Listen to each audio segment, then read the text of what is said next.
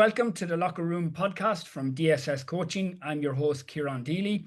This is the show where we sit down with some of the most insightful minds in coaching and performance from the Gaelic football and hurling world and some other sports, and we get to discuss some relevant topics and current developments in the sporting world.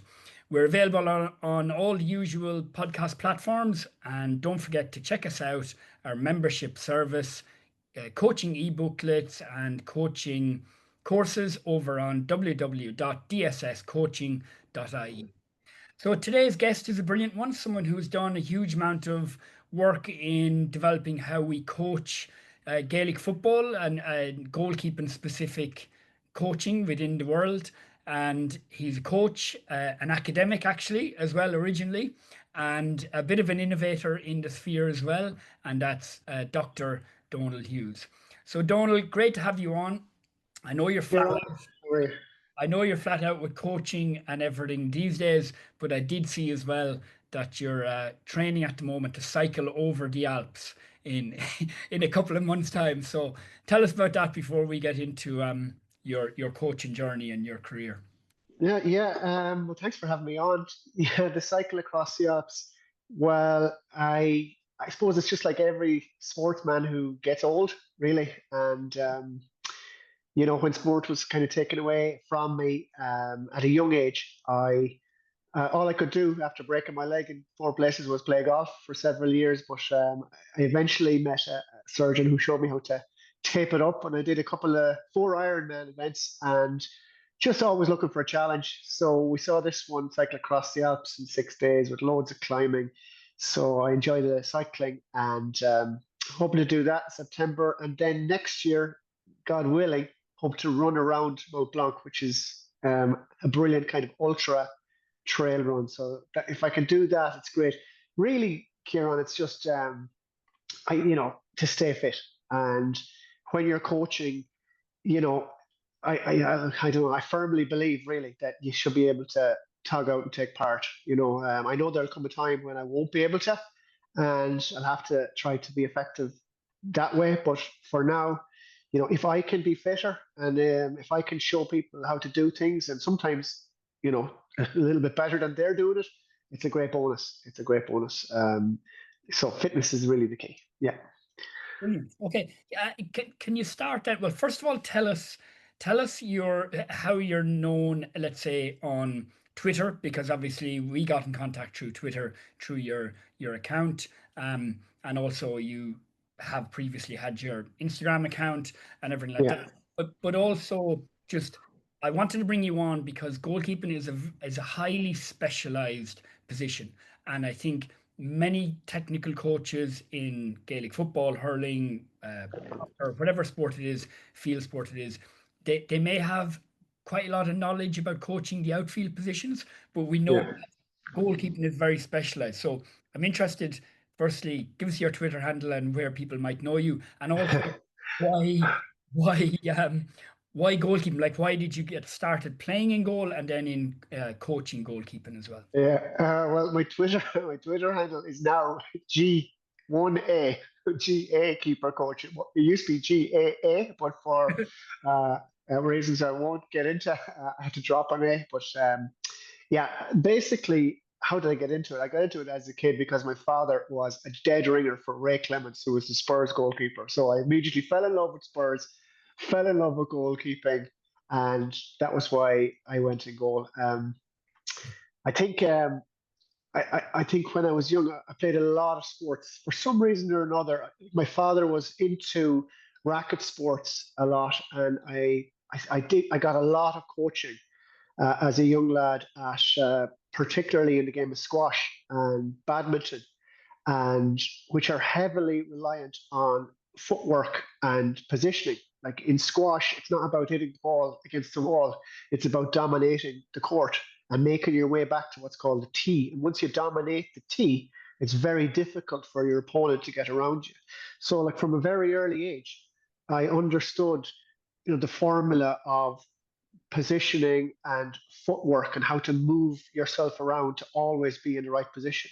And for some reason, well, it's obvious to me now, that's what goalkeeping is all about. If you understand positioning, and you understand footwork, then it's just a set of formulas and instances that just occur and reoccur every game, if you know what I mean. So goalkeeping was very interesting to me, and that's how I got into it. Yeah. No, very interesting, and very interesting about squash. I never thought about it like that, as dominating that tee. Yeah. Tell us briefly just about your goalkeeping career, and then you kind of touched on, I guess, why you had to kind of move from playing into coaching and other sports.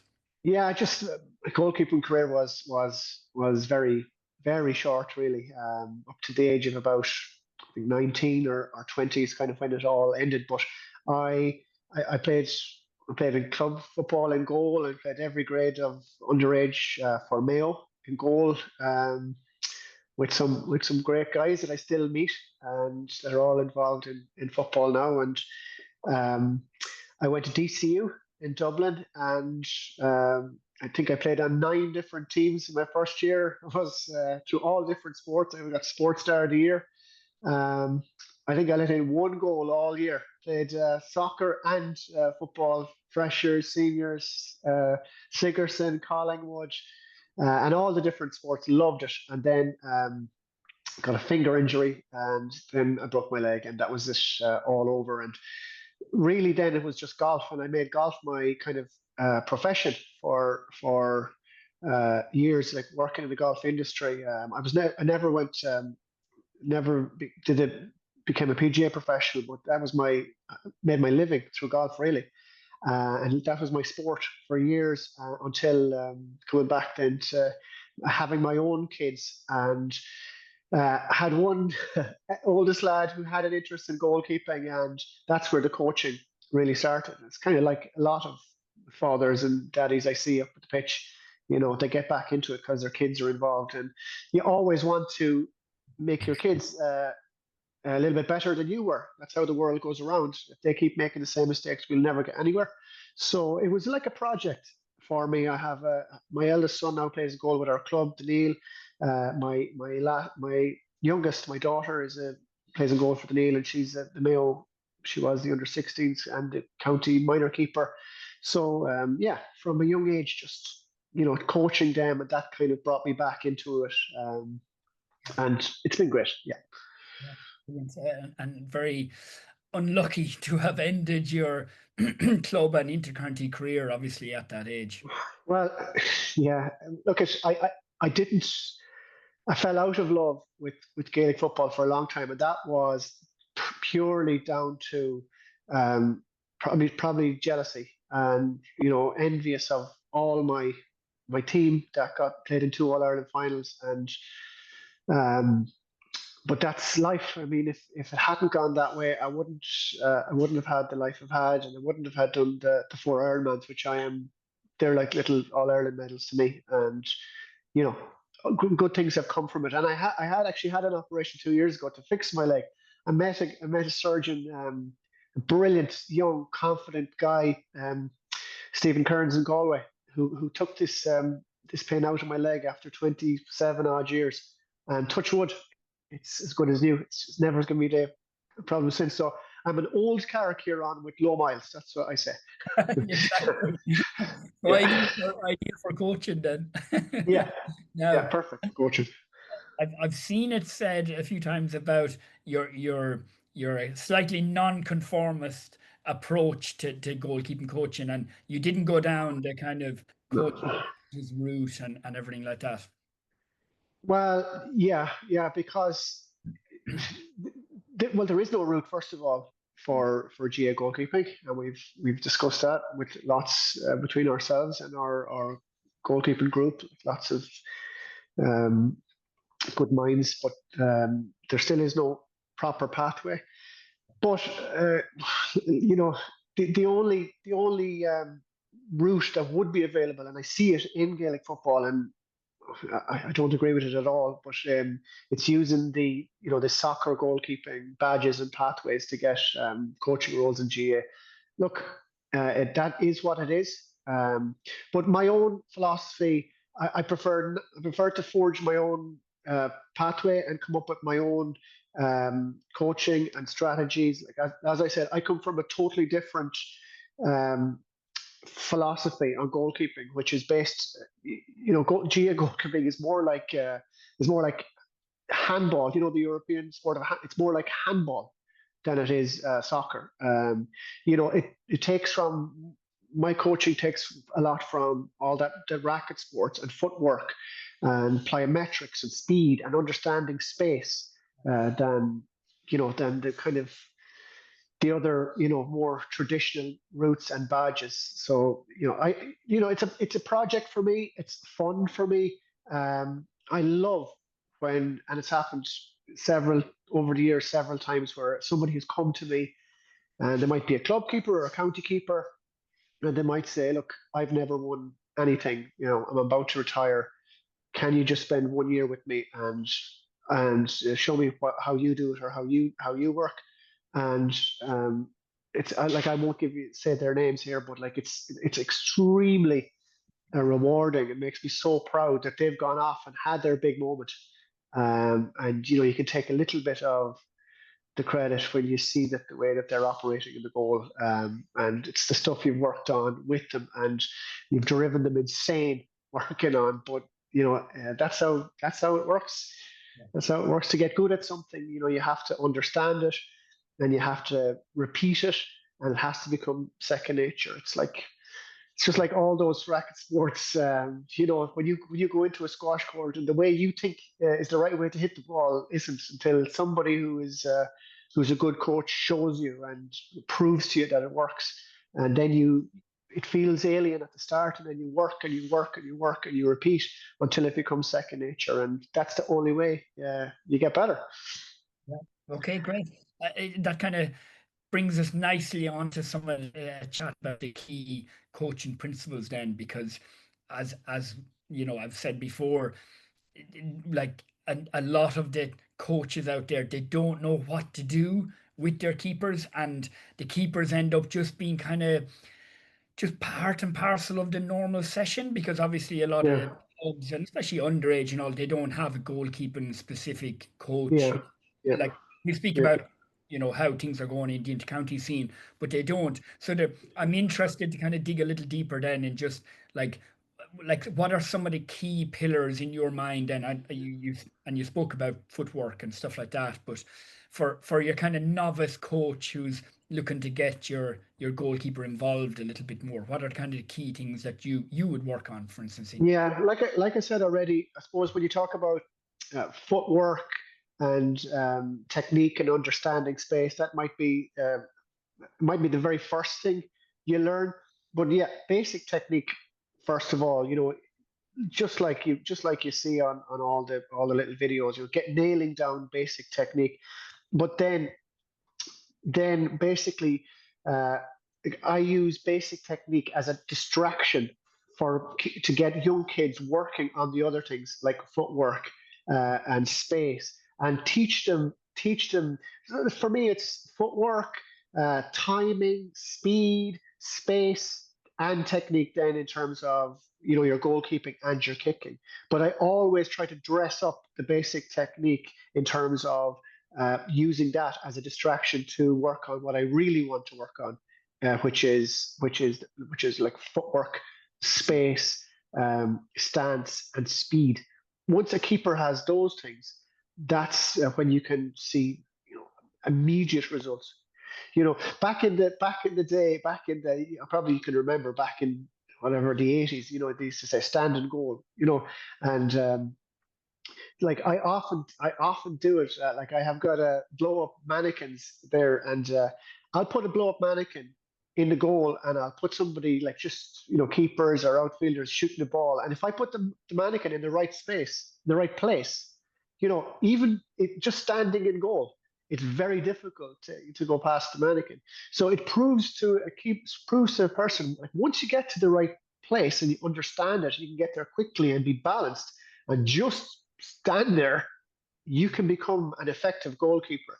I mean, the amount of, I know it's kind of changing slightly now with the new rules, but the amount of actual shot stopping is very little. A lot of the best keepers, you see it, inter-county keepers, they force They force attackers. First of all, they force them down the sides because they're great communicators. It's one thing I didn't mention, communication. They rarely take a shot from right down the middle in front of them because they'll force them, using their backs, they'll force them either side. But if they're in the right place, then they'll force the attacker to hand pass the ball over the bar. Very Yeah. rarely in the inter-county game you do get long distance shots that are going in. Now, you get the odd exception, but you know, yeah. So with young keepers, that's what I'm doing. I'm working on the basics, but I'm dressing it up, and I'm always trying to distract them and get into using their feet, getting plyometrically strong, being able to bounce around, being able to always be balanced. Always be balanced, never be falling over. I mean, that's the ruination of even some of the top intercounty keepers. Like they end up on their arse all the time when they don't need to. So yeah, that's how I work it. Every keeper is different too. It's like going for a golf lesson, Yeah. especially if you meet an intercounty keeper at the start. You're not trying to change too much, but you're looking at what they are, and you're looking what they have, and then you're just trying to work with them. I always, I also when I get a top keeper, I would look at the mistakes they're making. I'd look at the goals that go in because I think one of the key things for me, and I did it in college for years in chemistry. My chemistry was called retrosynthetic chemistry. So I'd be given a molecule, like this molecule is unbelievable in photosynthesis, and we need you to make this molecule. And what you do is you'd look at the finished product and you'd go, okay, here's a carboxylic acid, here's a ketone group. You break it down into its constituents and see could you build this molecule. So what I do with goalkeeping is the same approach. I look at the goals that this keeper is letting in, and then I'll rewind it back. Okay, why is he letting in? Where is that ball hitting the net? Where was the goalkeeper? Why wasn't he out, or why wasn't he doing what he should be doing? And using that strategy a lot of the time as well, especially when I get keepers that are fully formed and good keepers, that's what I'll do to try and make them better. I'll prove to them, that what they're doing isn't working by the goals they're letting in, and then just retro synthetically Yeah. um, putting them in a different place for the same action the next time they face it. You know what I mean?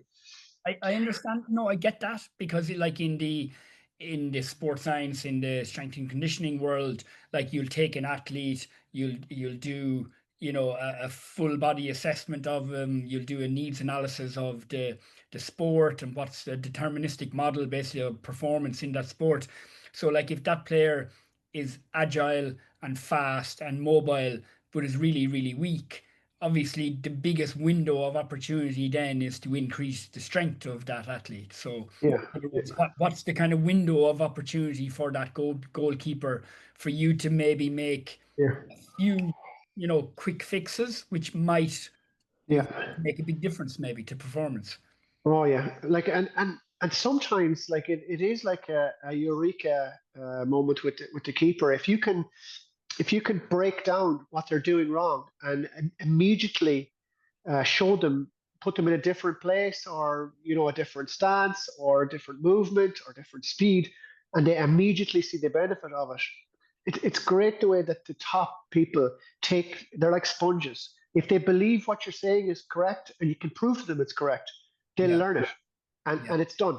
You, especially with the top guys, you only need to show them once, and they're good. They're good, and then it's just a matter of repetition and repetition. Um, you know, goalkeepers are you get bored very easily. It's a set of formulas, like I said already, that just keep reoccurring. So you've got to try and dress up your coaching and your sessions differently to get them doing the same things, but oftentimes not realizing that they're working on what they're working on, yeah. basically. But once they get it, and once you can bring it into sessions and repeat it and solidify it there, you can change a keeper really, really quickly. So it's a bit like repetition without repetition. You're kind of Yeah, giving well, it different. is, yeah, because I like you'd find that very quickly, even with kids, they'd be looking, to get to trying to do the same things every time. They're looking up the pitch at all the outfielders, they're running around having great crack, and Yeah, you can just see their forlorn look on their face. But if you, if you, you know, bring them, make it entertaining for them. Then it's the outfielders who are looking down, going, "Oh, I wish I was a goalkeeper." And that's half the battle. That's half the battle. You've got to put a lot of thought into what you want to do, and you have to make it so that the outfielders are looking down, going, "I know, I might have a goalkeeper. That looks like a lot of fun." Yeah. So yeah, That's the goalkeeping, the goalkeepers union. We're there, yeah, we're the little group together, tight knit group. And yeah. That's even in the session, it's like it's the goalkeepers are against the team because of, like, maybe there's a shot stopping drill or something like that. So it's like the team against the goalkeepers. So Well, yeah. We're not fans of that. We call that cannonballing. The goalkeepers unit call that cannonballing, where they send the forwards in one yeah, after yeah, yeah, another, right down the middle with nobody in the way, yeah, and basically taking the goalkeeper's teeth out of his or her head, yeah. just to give the forwards confidence. But oh, that does my head in. But That's a lesson for coaches out there. Don't do cannonballing. no, you can do it, but I'd say to the keepers, like, push right out. I'm the biggest problem that I have with keepers. I saw it actually a great instance of it yesterday. The Laois hurling goalkeeper, Cahill, um, and I will say now, I was brought down to a big county a couple of years ago, a big hurling county, who to work with their keepers, just have a look at their keepers. Basically, just asked me down to have a look, and because the goalkeeping coach wasn't really, he was a former player, but not so much a goalkeeping coach. And I couldn't believe how far back on their line the keepers were for shots. And I was going, guys, like, why don't you push out? Like, you're holding like a big hurl. It's like a racket. It's like an extension of your arm. Surely you can push out. And yesterday, the Laois keeper, before every shot that was taken, he pushed right out. It was exactly that what I was explaining to the lads, and he made some fantastic saves. So for those cannonballing drills, I would say to the keepers, use that as a chance to push right out. Forget about being a Gaelic football goalkeeper. Go be a rugby player. Yeah. Go be a handball player. Go out and stand up in front of them and try and wrap them up before they shoot. Put something different in their eye. And it's amazing how that's a you could use that drill for your own benefit. Now the coaches might be giving out to you for wrecking it for the lads, but that's what I do when they cannonball. I hate that drill. I'd rather set up like a yellow gate or a red gate, yellow gate one side or red gate the other side, and have the lads as they're coming in. The coach calls yellow or red, and they have to push around to take the shot, and it gives the keeper an angle, and it gives the forward a bit more realistic where they have to cut to a side and take a shot. Yeah. So, that's the way I would do it. But again, as Mick Bohan, the Dublin coach, said before, we all keep very much to our lanes. So it's not for me to tell outfielder coaches what to do. We all stick to our own lanes. But yeah, But that's what I tell those keepers to do. Yeah. that resonates with me in the professional football world as well, where they'll always speak about making the goalkeepers, I'm listening to the goalkeeping coach, working with the keepers and making themselves as big as possible and to Yeah. rush out and go towards the ball to, like, Yeah. decrease the angle available to the attacker. And yeah, so Yeah, we looked at that actually. That's interesting because we looked at that with we did a day in Carton House just trying to understand. So myself and Al Morgan from Gaelic football side um, met with Brendan Clark, the Galway United keeper, just to understand the similarities and differences between soccer and Gaelic football. And Brendan was showing us, the 1v1 technique. And because the ball is coming in and it's on the ground, coming up off the ground, Brendan's push out was a very low kind of creep to cover like the spray pattern, let's say, of the ball coming off the ground, and he was really really effective at it and could move side to side. Whereas in Gaelic football, you can't do that because that ball is as likely to be hand passed across, flashed across you for a palm in, as it is for a shot, and that shot can be hip height, could be ground height, could be anything.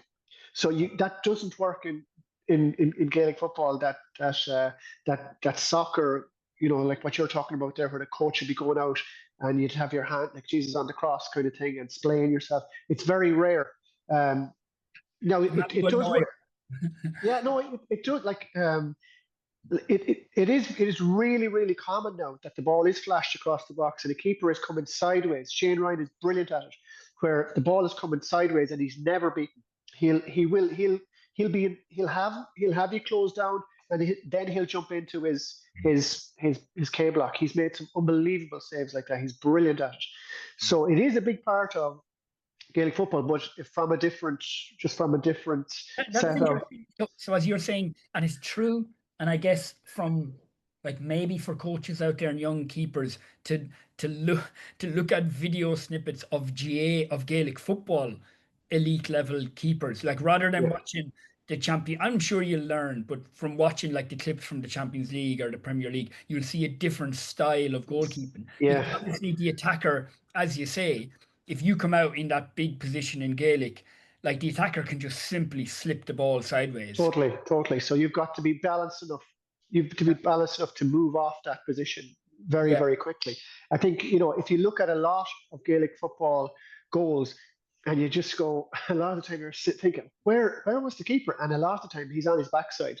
He's yeah, on his backside as the ball is hitting the net 4 or 5 foot high, right down the middle, and you're asking yourself like, why? And that is because it's human nature.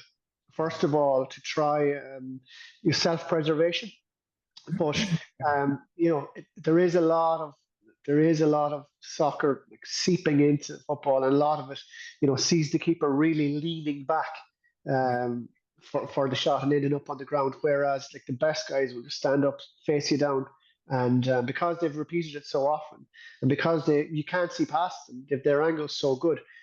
They just stand up, and you're not getting past them. yeah. They force the point, or they force the ball across, at which time they'll pivot, and they've practiced going across.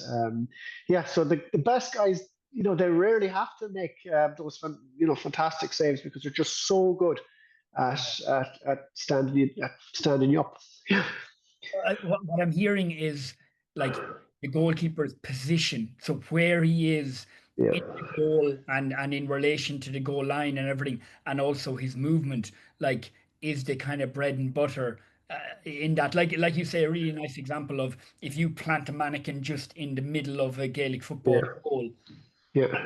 that mannequin will actually probably block a lot of shots that get taken. Yeah, yeah. If you plant it on the line, it Yeah, won't block anything. But if you yeah, bring it out, out, out, and think of everything as a triangle, and if the ball is inside the triangle, the triangle is attached to the posts, and where the ball is kicked from is the tip of a triangle. If it's outside the triangle, it can't go in the goal. So all you have to do is you push out is cover the sides of the triangle, and if I had to distill down my philosophy, it would be that everything is just a set of circumstances that happen over and over and over again. You're never going to get a new one if you've been coached and trained properly.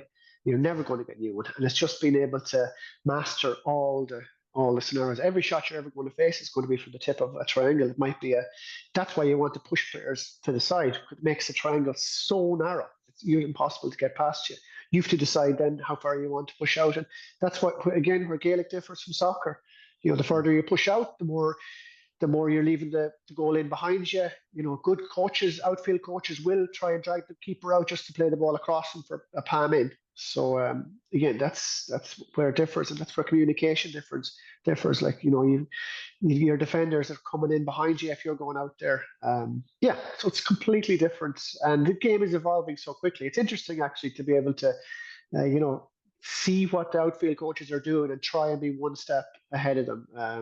yeah, but that's where, like, for instance, I think, that I know some people will say everyone stay in their own lane and stuff like that, but like that's where your goalkeeping coach can have a big impact on, let's say, the forwards' shooting ability and goal scoring because you Yeah, know what a good goalkeeper will do and where they'll position themselves and what they won't like.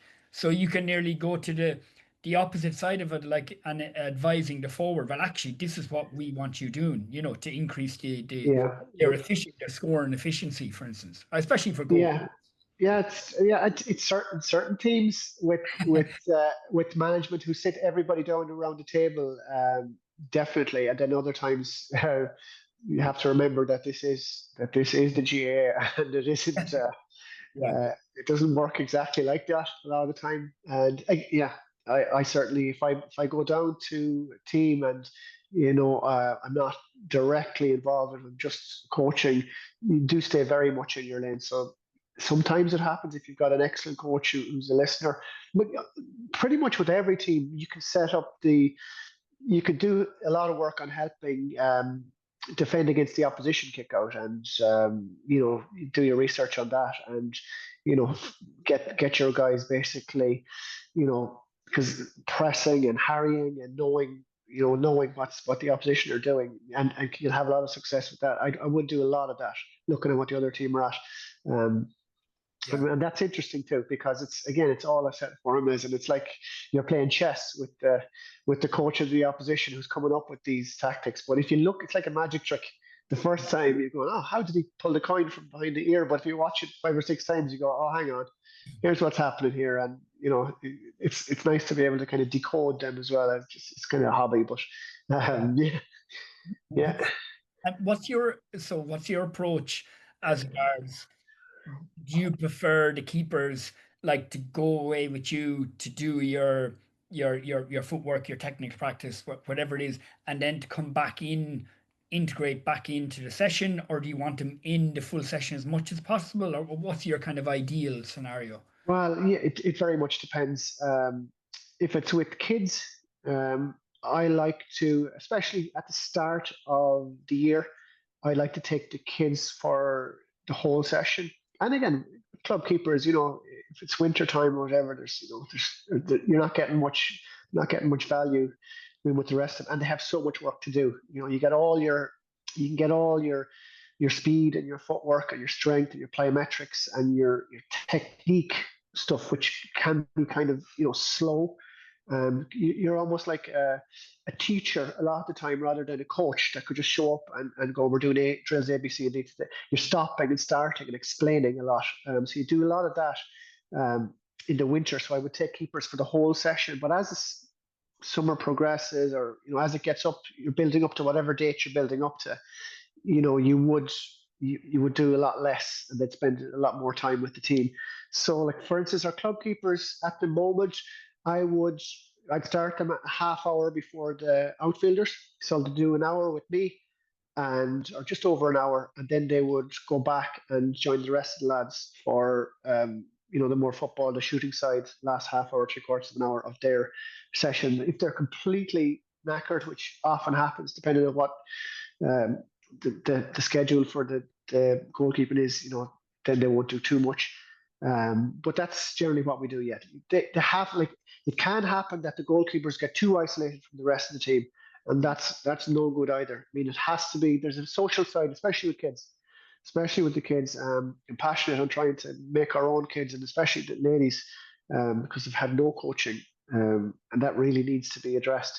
But yeah, there's a big social side of it as well, and they have to be in with the others, and the communication. If you want to get kids communicating, they have to be working together. So yeah, it's a balancing act. Every manager is different. Some sessions you might just have a kicking session, and you might take them, kicking for a certain amount of time. And some of the best coaches I work with, they'll have their plan laid out before the training, and you'll know exactly how many minutes. So good, how many minutes you have to work with keepers before you have to hand them back, and that's great too. That's great too. Yeah. So it varies basically. Yeah, no, no, it's really interesting, and to hear your kind of what you normally do and your ideal, and of course it changes. And just like in my very novice goalkeeping coaching head, I'm thinking of like the main areas of, and you've touched on it, you have different terminology of like um handling, footwork, Yeah. shot stopping, distribution, and then like Yeah. that kind of mentality, crazy mentality sometimes Yeah. of people. Yeah. But how, instead of worrying about like the term, because everyone will have their own bits and pieces, but how do you program that then? Like, do you try and touch on everything in the session, uh, No. or No. will you kind of focus on really one thing on that night and then something else on another? Yeah. Absolutely, yeah. So like I'd have my same as everybody else. You'd have your main things that you need to work on, what are the things that happen most, and every team is different. So high balls, like now with the new 2 point arc, lads chancing around with high balls, and especially club dropping them short. Keepers facing a lot more high balls. Shot stopping is back. Blocking, what you call crazy, which I call technique, is 1v1s, and confidence in 1v1s. But what I would do is I would try to have a main set in each session. So that main set, like if I want to do high balls and do it well, it has to be a main set. So if I have just say for instance, I'm given a 40-minute session, I might have 10 minutes, say, warm up. I might have 20 minutes on my main set, and I might have 10 minutes to cover like a couple of little things at the end. So if high ball is my main set for that particular night, what I want to do then is have a drill that I can progress. So start it off nice and easy, so where they get, where they just get confident at doing whatever they're supposed to be doing, whether it's high balls, middle, left, right. Sometimes I fill the goal up with a load of furniture, basically, and make them just, it distracts them. It makes them it makes it not easy to take the high ball because they have to dodge all the plastic that's in the way. And I will progress it to the point where it's almost impossible for them. And if they succeed, they feel amazing, but they'll fail a lot. And then I bring it back down to where at the end they're just catching everything and they feel great again. And that's that. That's that done. And then the next night it might be 1v1s, which you call crazy. But when you're doing that, you've got to be, again, you've got to tear it up so that you start off nice and easy and just get the technique right, and then you bring it up to the level where it's almost, impossible for them. And then, I use tennis balls, softballs, beach balls, anything that'll get them. Get them saving the 1v1s. It reminds me of that hurling goalkeeper that I Yeah. was telling you about, intercounty keeper, and we were talking about 1v1s, and I said, Jesus, you're very brave, how do you do this and whatever. And the next set of 1v1, your man turned his arse to the ball, and I was going, how can you save it if you're looking at what your arse? And he's going, he said, if you want to set a goal here, you can, and have a go. He said, it's not easy, saved to be traded, but he said, if there's 80,000 people watching you in Croke Park, you find a way to face the ball in that instance. But he said, I'm not going to do it in training. I said, why don't you use tennis balls? And they kind of went, yeah, why don't we use tennis balls? It would hurt a lot less. And yeah, but that's the crazy, and especially if that's your main set, yeah, you've got to be very careful to build it up and know when to introduce the footballs then in a kind of a controlled way. Um, but yeah, I probably the long-winded version of your answer there. But for a session, you'd have one main set, and if it's getting close to game time or championship time, then a training session might be just touching. I might do 5 or 6 different things, spend 5 or 10 minutes at each thing, and just kind of trying to nail down what I want them to do. And if a keeper has a weakness, and we're working on that, just trying to think of ways and drills that can eliminate that weakness and give confidence going into the game. So yeah, every session is thought about, every session is structured. I try to make everything as measurable as possible. So if there's any kind of training aids that I can use, that I can actually get a time or a measurement of how good they are. Like I use reaction lights, which are brilliant because there's no way you can cheat them, and you can see the improvement. Like when you start a keeper with something like reaction lights, they're terrible at start, but over a 4-month period, you can show them how good they've gotten, just by working with them. So I love things that are measurable. I love showing keepers, and they love it too, because there's one thing somebody shouting at you to do something, and then there's another thing where it's just you're science based and stats based. You just can't cheat stats. It's I was like just going running. to say that's your scientific mind now coming to the fore, where you've got your measurable outcomes, and people are different. Some people really Yeah. dig the data and the objective data, especially. Some people don't. Well, I think most people like to kind of get well, feedback like that. I just I have a PhD in chemistry, but um, I've always hated science. I hate the fact that it's just so difficult to understand. So I've made it, and I used to stop. We had this one lecturer in DCU, like, and he just was raving on and on and on. And I just stood up in the middle of a lecture one day, and I just turned to the class and said, "Lads, does anyone else know what this guy is talking about here?" And everybody says no. And I said, look, man, can you not make this a little bit simpler? And ever since that day, I am just determined, or have kind of made it a life's goal to try and distill all these difficult principles back to the simplest way you can possibly make it in order for people to understand. Because that's the way I understood it. It's not because like it was some sort of a gifted student. It certainly wasn't. But I did try to break things down simply. We had a great maths teacher in school, Mr. Ansbro in Ballinrobe, who was brilliant at that as well. He'd take the most difficult things in maths and he'd really take it down to its very essence. And I just think that's the way to go. I know, like I do love science, I do love stats, and they're great. But like we're dealing with kids and we're dealing with adults who have a lot going on, and they all learn it different ways. You can have some of the top people, but they just don't like. Just don't like traditional learning. You just have to put it a different way to them, and I think that's half the fun. That's the half the fun of it. Yeah, I think like I would definitely recommend anybody to check out your profile on Twitter and elsewhere because like I found it really interesting. Just the different the differentiation in the learning and the different tools you use, the tennis balls, the distractions, the interferences, and it's brilliant. I love it. Just in it's terms, lastly, on the programming of your coaching, like across the season, and I know myself that it obviously depends on what level because yeah, I was with senior intercounty. It's like you have to respond to what happened the weekend, last weekend, the yeah, performance, but also you're preparing for the next game, so yeah, that can change. But you still have your kind of general principles of early in the season. I want to kind of focus on X, then I'll move on to Y, then.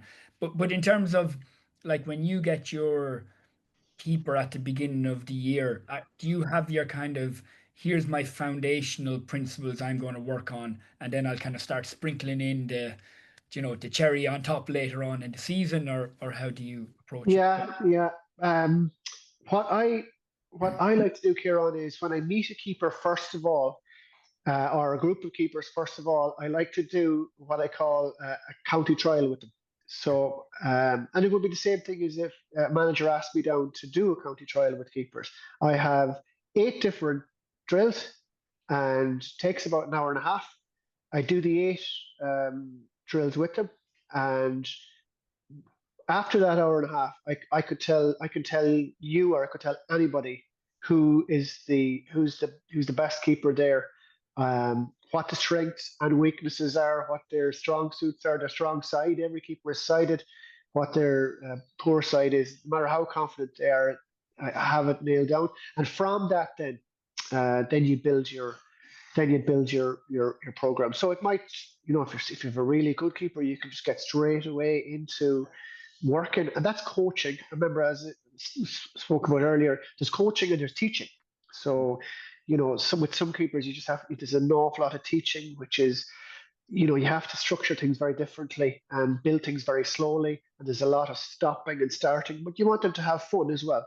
So, it varies greatly. But at the start of the season, of course, everyone's going to be slow and sluggish, and so you can do all your I do all my footwork, my spatial work, my understanding of where you should be, the basics at the start, and then just kind of ramp it up. Like, whatever their big match date is, that's what you're working towards, and you don't want to get to peak too early. But once you have a good keeper, yeah, it varies greatly. But once you have a good keeper, you can just build them, gear them up towards championship time, and hope then that that they won't let you down.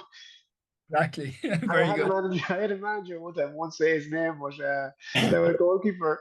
And any time they let in a goal, he'd look for me in the stand, like, like, what the hell?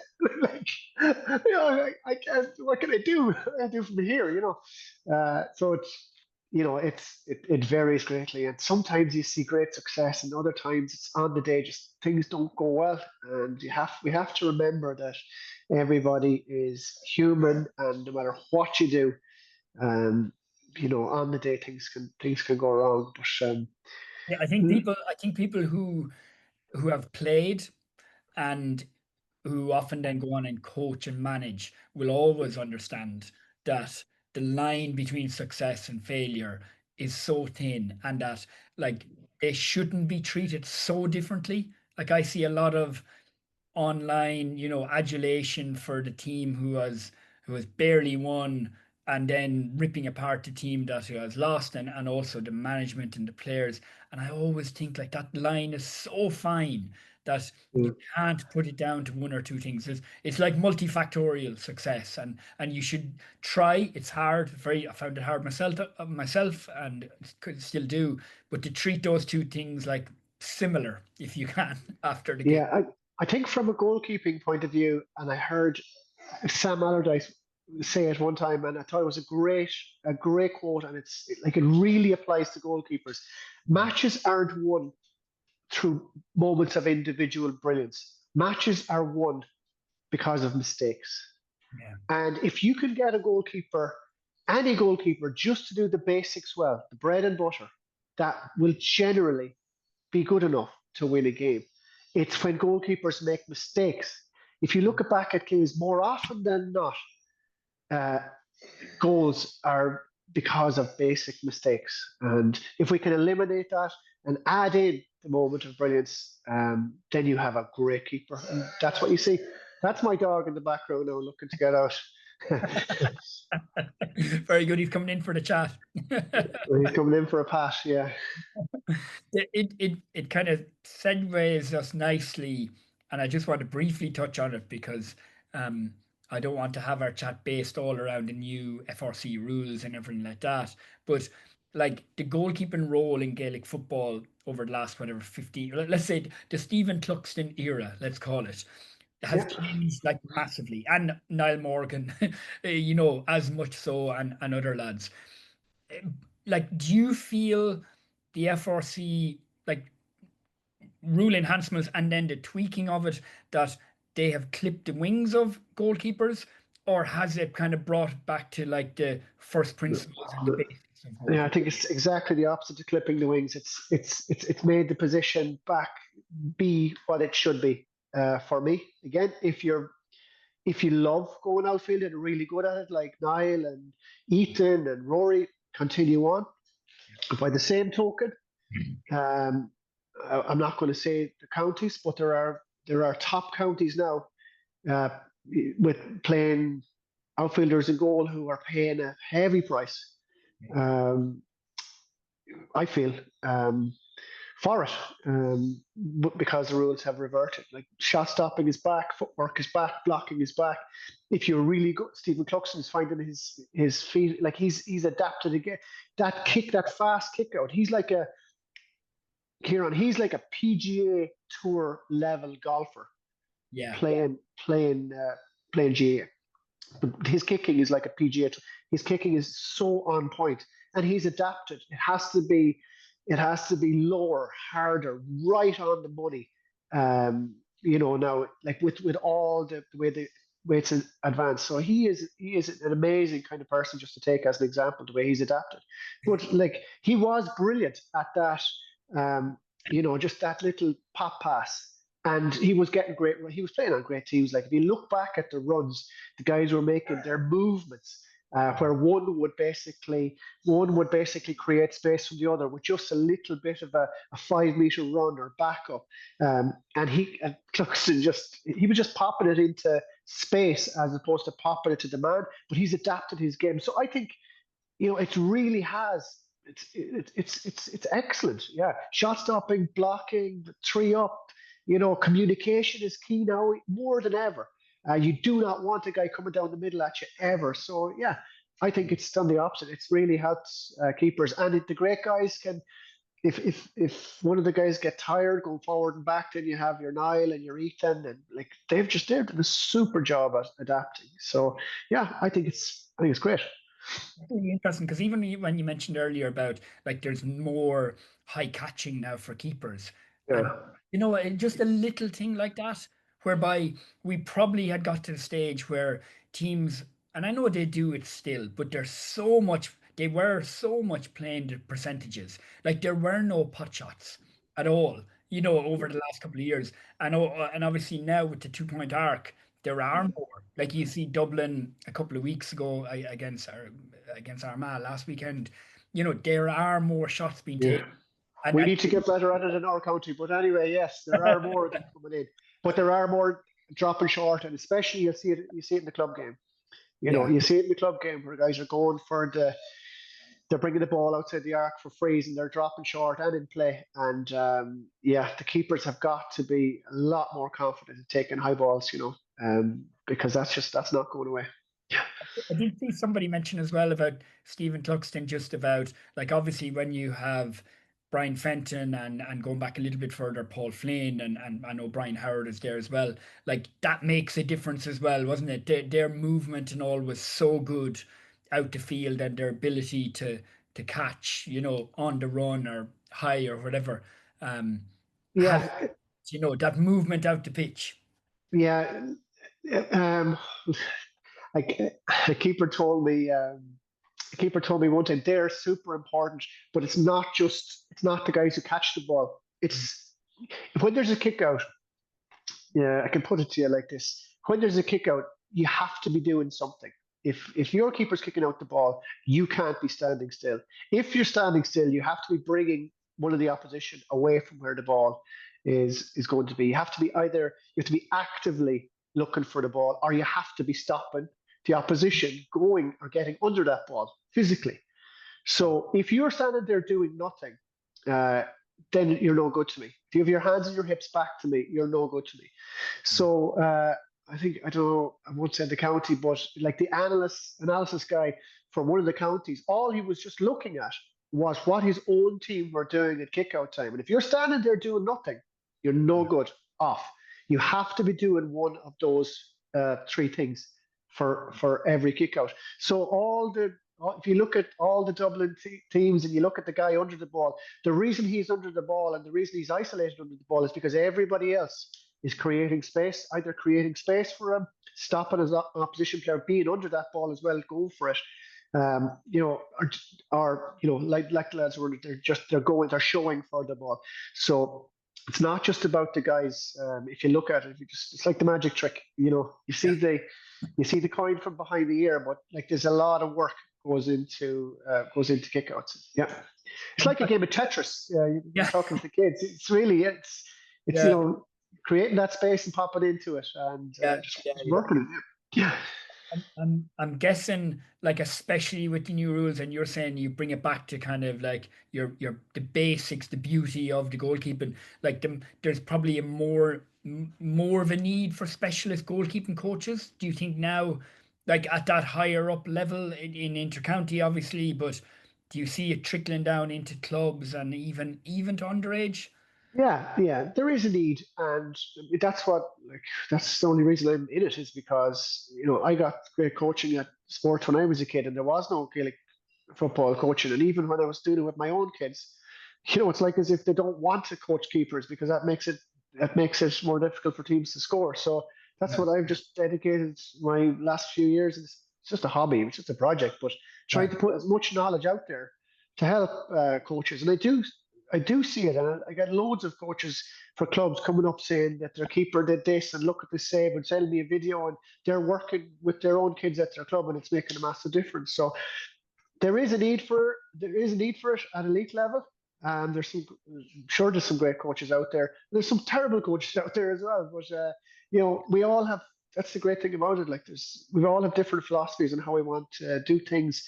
Um, and I have mine, and um, like I'm happy. I'm very happy. Again, like you have to take it back and just like, look at all of us. Um, it is amateur. We're doing it as a hobby. I'm trying to put as much information out there as I possibly can. and promote the position and promote coaching as much as possible. And I'll keep going for another couple of years. But I do like that. Like I've had lots of help from lots of people, and thank God over the last couple of years, it has now become a popular position because it was so unpopular.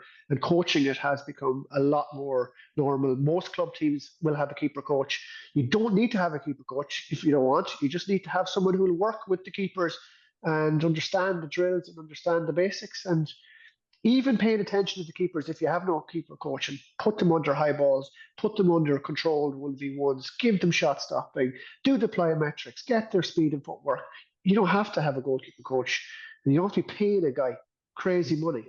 Yeah. Um, that's, like But that's the thing that drives me insane. But anyway, I won't get no, into the that's really, politics of yeah, it. yeah, Yeah, that's really interesting. And I guess the last few questions kind of on that area of like goalkeeping development and stuff like that. And yeah, obviously you've seen now goalkeepers like in the on the women's side, the men's, the boys, girls, across different sports, yeah. intercounty, club, everything. Like what are some of those big characteristics that you see that differentiates like the kind of top keepers, or the ones that that okay, they've got real potential? Yeah.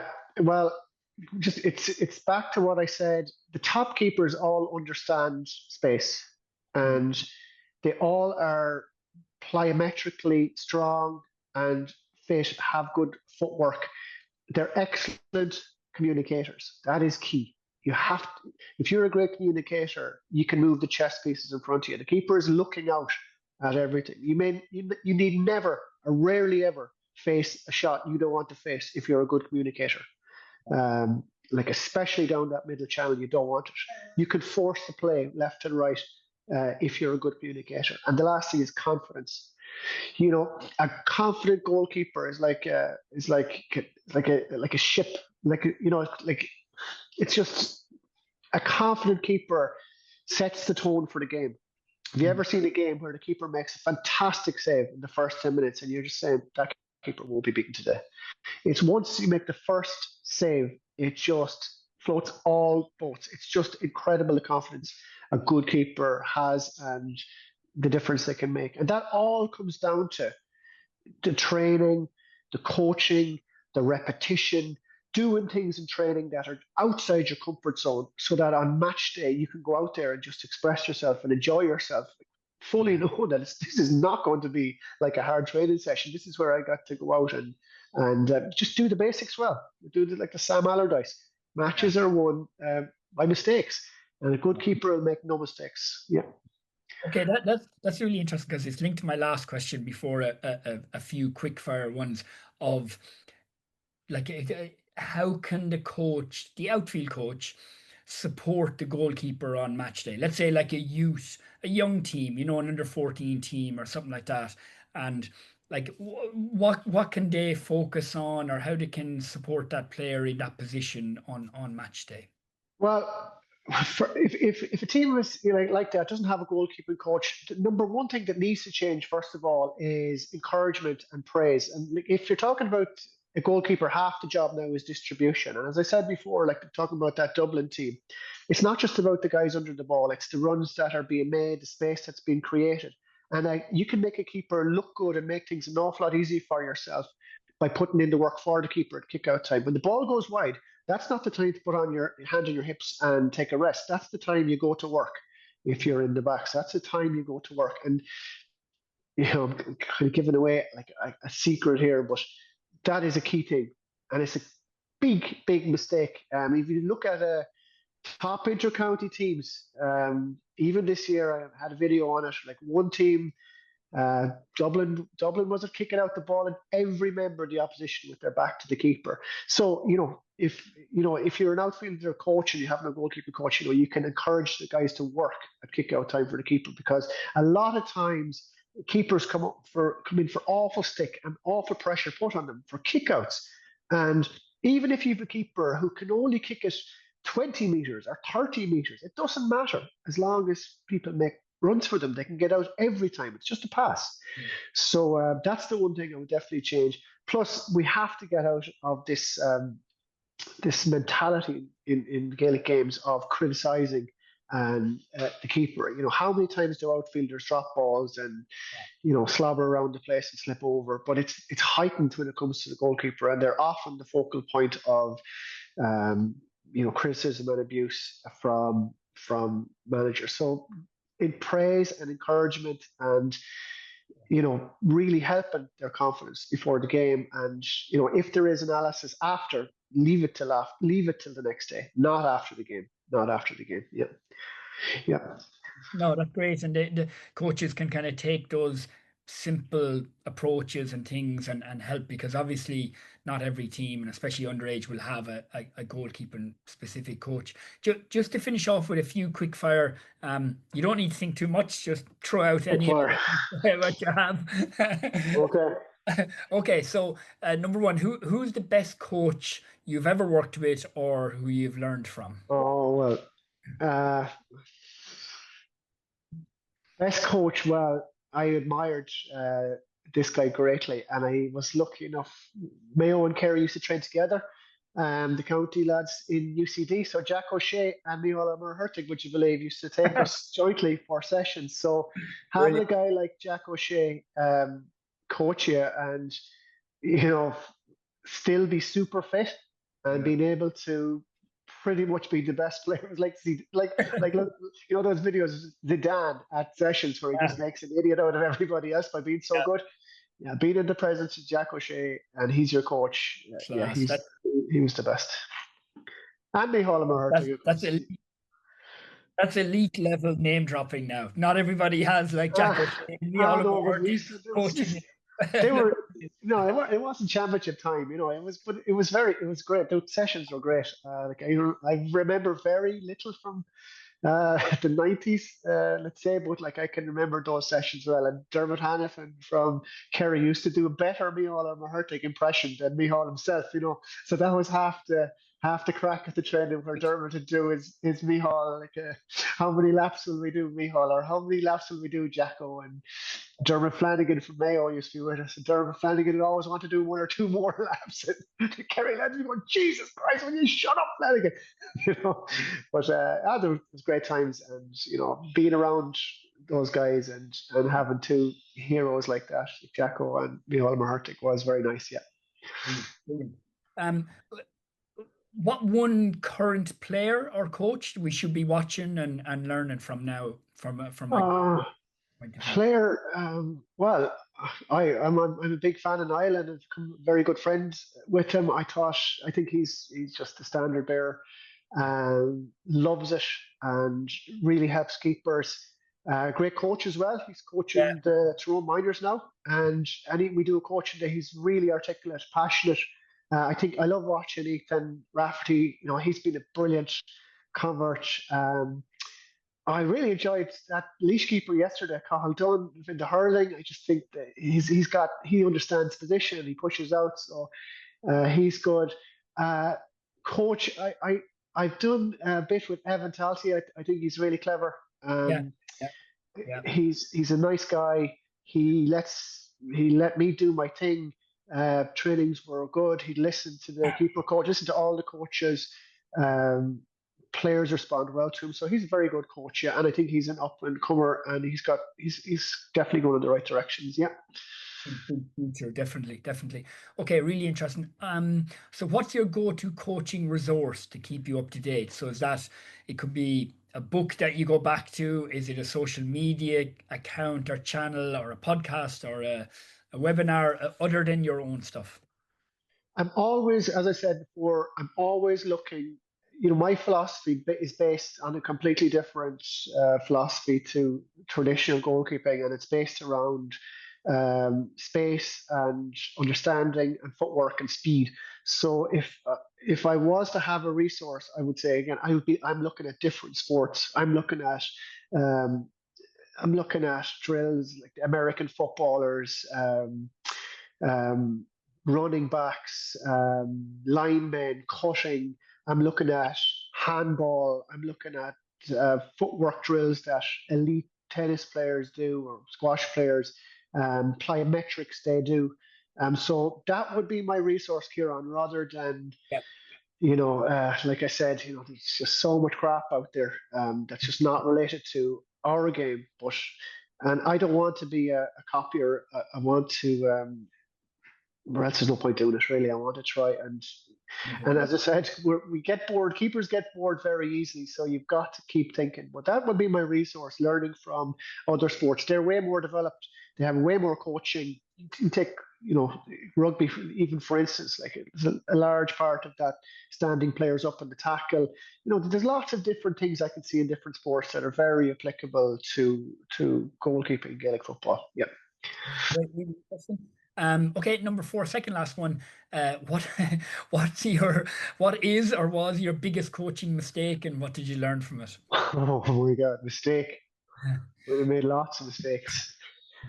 Biggest mistake, the one that I regret the most was I took on a job that was a 4 hour drive and to and from, so 8 hours driving. And because it was a very good goalkeeper, and then I immediately saw after the first couple of sessions that this keeper wasn't putting in the work, and I made the decision to um, just stop, just tell them nice and early that I wasn't going to do it because just the keeper wasn't of the same mindset to me, wouldn't do the work. So I just thought, if I'm spending 8 hours in the car here, I need this keeper to work. When I get there, it's like 10 minutes for them to come to training.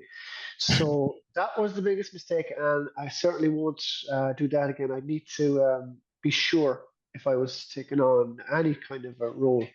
I probably took on roles as well that you know that I should have thought a bit more about. So that was definitely that Yeah, was my biggest mistake. Although I've made plenty. you rectified it quickly, so that's Ah, interesting. yeah. Look, it's very difficult. It's the only Yeah, time I ever left a team, and that's the reason. Like if I feel that the keeper is just not able to do what I want them to do or put in the work. I mean, it's like if I'm coaching you, like you got to be able to do the work, and you have to want to do the work, yeah, and because that's how the game is won, and that's how you get enjoy, and that's how you get a great keeper. yeah. So yeah, it doesn't always happen, but that's the only time. Um, there's several times where, as I said before, people have contacted me, met me in private, county keepers, and I've had, just had amazing days. And, that's what I prefer to, that's what I love. People who drive all the way across the country, really early in the morning to meet me in my club or meet me up the pitch and spent 3 or 4 hours. Like I had a keeper. He spent like the whole morning with me, and he made it like an A4 page of notes when he got home. And then he had his brilliant moment. He had his brilliant moment, like at the end of his career, and just moments like that I prefer to think of those than the, Yeah. than the 8 hour trip for the keeper who wouldn't train. Yeah. Okay, brilliant. Last one then. What's the one thing that you'd like to change or see more of in the our kind of coaching and performance industry? Well, we definitely need to put some sort of structure on Gaelic goalkeeping. I can see even from your side there that everything else has been pretty much nailed down to coaching platforms, pathways, badges, certs, and we don't have it. Goalkeeping, I've been crying out for it, like I'm not being listened to, but I'd like to have some input in that. And I'm sure there's other county keepers out there and coaches that would like to have some input. Like what I would hate is for someone to have a go at it and make an absolute hames of it. So that's what we need. We need a path. We need a structure and a pathway that we all agree on. I mean, I'm sure there's enough common ground there that everybody can agree on to put together a very good, comprehensive, structured program that'll take kids from a very young age and make them into good club keepers, county keepers, have them enjoying their football, have a big goalkeeping, enjoying, have a social aspect to it. So that is what we need. Yeah, yeah, absolutely. Well, I hope they get a yourself and there are others included. I know of a group of experts like that, and to build out a curriculum. If That's brilliant. Thank you, Donal. If people want to, well, firstly, if is there any resource or workshops you're doing or anything like that, please mention. And also, if anybody wants to get in contact, is it Twitter, is it email, or how can they reach out if they can? Yeah, well, I get emails all the time, and I try to respond to all of them.